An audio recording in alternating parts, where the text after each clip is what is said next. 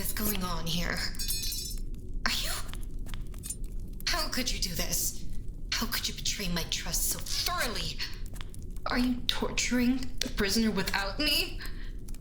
We promised we would do it together, darling. Up. Don't you point that knife at me, dear. You know what that does to me. And unfortunately, you can't get out of this one by being so irresistible. Light of my life, blood on my blade. Is something wrong? Oh, well, I just had to wonder. Lately, you've only shown a passing interest in anarchy and world domination.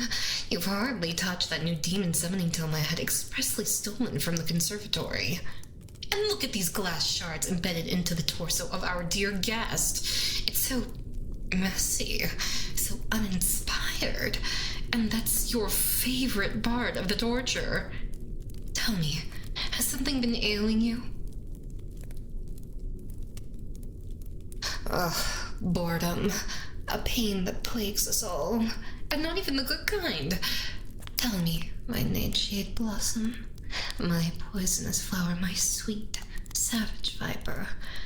What can I do to ease your mind? It worries me that you so willingly let a prisoner go to waste. Oh, I know. We could try killing each other.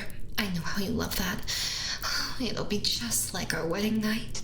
You can chase me around with your serrated, rusted blades, and I could stab pins and other sharp objects into dolls marked with your hair and blood again. Oh, or I could even learn a nasty curse or two.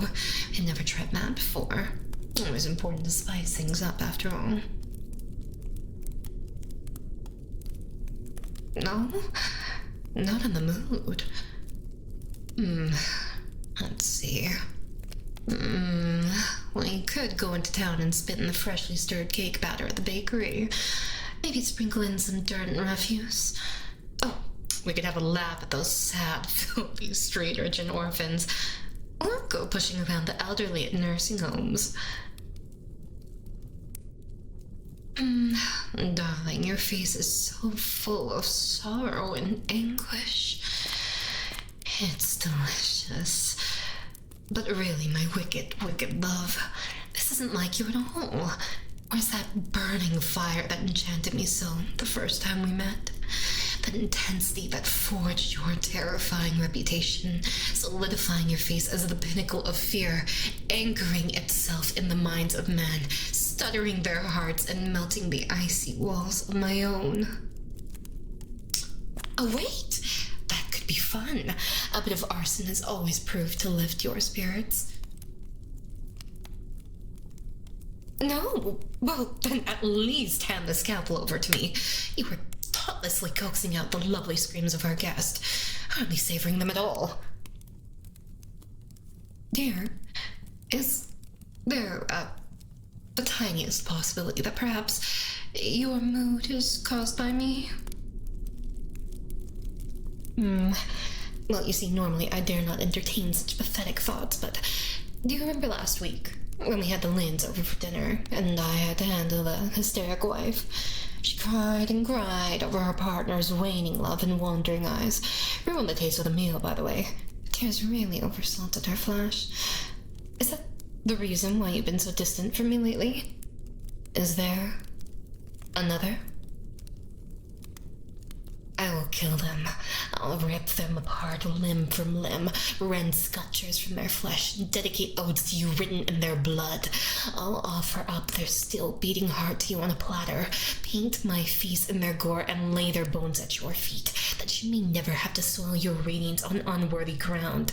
I'd make you my god, with a crown fashioned from their regrets and wails, christen myself with... Oh, that's not it. Well, I'd still be up for those activities, though, if you'd like. It seems none of these ideas entice you so, my sweet blossom. Let's see. Mrs. Lynn experienced true bliss before the fall of the blade, you know. Maybe I can replicate such a moment with you. She was overcome with affection and joy, recognizing her love for her spouse at the very end when faced with death. How utterly romantic. Oh, but we've seen so much of him recently, and I do fear he tires of our company. Being old friends with death certainly has its perks, but he must be sure not to become overly familiar. Don't you think, darling? Oh, my corrupt rose, my unholy deity, my sinister heart. I beg of you, worsen my suffering in other ways. I can go on no longer knowing that I am not the sole cause of your agony. Why do you feel you are bored? There lies in abundance a town full of warm bodies, sacrificed to our ritual villainies, fodder to our diabolical whims. What more could you want? What more do you need? Why, what an odd question to ask. Of course, there doesn't live a soul more vile, more depraved, more atrocious than you. You alone are blessed with flawless, unflinching cruelty, the epitome of perfect, pure sin. Why ever would you have cause to doubt? The wandering knight. Surely you know your crimes far outshine the petty infractions of that fool, that fraud. You are transcendent, darling. Your malevolence is eternal, hatred matched in intensity only by the burning love in my heart. That night is nothing but a fleeting despot soon to be lost in the desert of time and the morals of man. You are reviled, the last loathsome curse uttered by the failing breath of a dying man. A nightmare in the dark for which prayers can only dream of warding away. The wandering night is nothing. Their death toll doesn't even come close to rivaling that of your own. When was this expansion of their empire? Well, no wonder you've been so despondent. In less than half a month, you've been usurped from your throne of bones and cast aside like some has-been. Oh, darling, my poor dull blade, my miserable, miserable knife. The self-pity is so pathetic. How dare you sully the person I've so irrevocably loved? You mock nights I lay awake, longing for nothing more than the sound of sweet, venomous words from your lips. Mock every breath stolen from these helpless lungs by a mere glimpse of your face. Mock all the hours spent on my knees, begging at a shrine of adoration built on the heels of my agony, my sole purpose to worship your every action. I will not be held culpable for this fall from once blessed grace, the slow death of your essence tantamount to sacrilege. This lamenting is unbecoming of you. The one I love would never so easily cower. They would never let the shallow misdeeds of some half-baked degenerate mar their spotless and shining renown. Are you not Chaos Reborn? Despised heir of torment, envoy of dread. No. Then show me, my ruthless saint, my vicious muse. Tell me exactly how you intend on sharpening your fangs and claws, on flaying the skin to ribbons on this wandering night.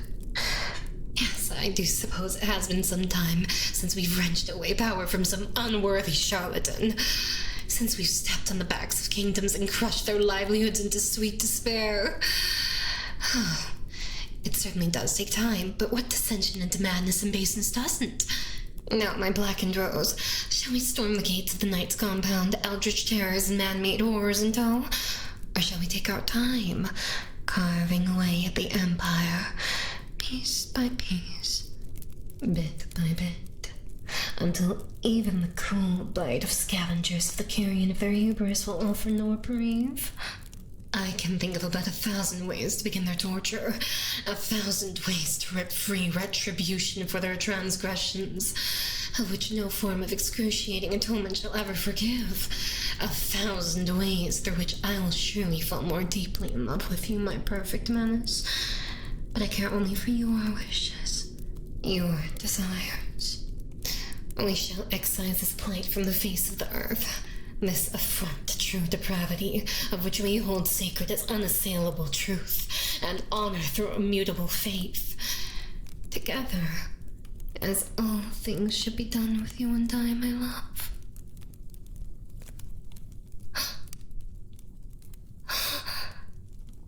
Yes. Oh, my darling, my still heart beats anew. What creativity, what inspiration. A true disciple to the divine arts of brutality and savagery. My callous sage, my crushing darkness. I believe you've simply outdone yourself with this ambitious plan. If there ever existed a doubt in my mind of your resolve, allow me to extricate it from myself, these deplorable, useless thoughts, and offer you only the purest of my devotion. Let us begin the execution of this ingenious plan at tomorrow's moon. The funds, the intel, the bodies, they will all prove difficult to obtain, particularly for the beautifully heinous purposes you have in mind. But oh, I can't wait to see the world awash in the light of your brilliance, honored to bask in your presence, and exist in the same time as you. No, the same age. For your plans surely portend a coming era defined by your rotten ideals that will last a millennia.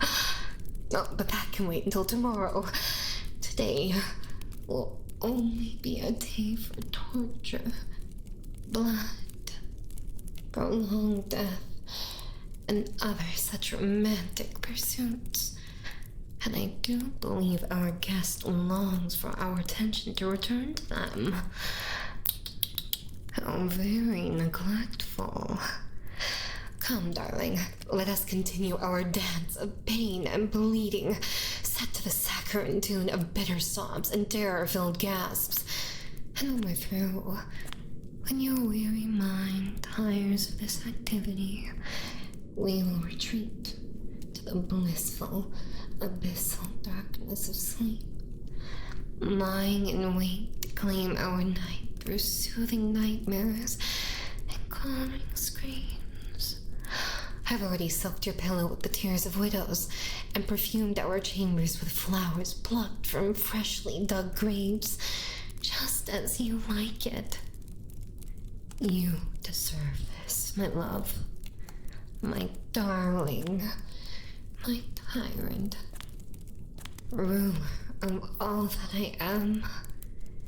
You deserve everything wonderfully diabolic the world has to offer your black heart. And I fully intend on giving it to you. I don't really like putting a ton of ad content in my ASMR because I think it's disruptive. So if you can support me by liking, subscribing, commenting, checking out my main channel, these are all free things that help me a ton, and I'd really appreciate it because I'm a broke bitch and I can put that money back into my content, as well as my addiction for plastic figurines that I won't give a shit about in a couple years. Anyways, I stream every weekend at 8:30 p.m. EST, and I hope I'll see you there.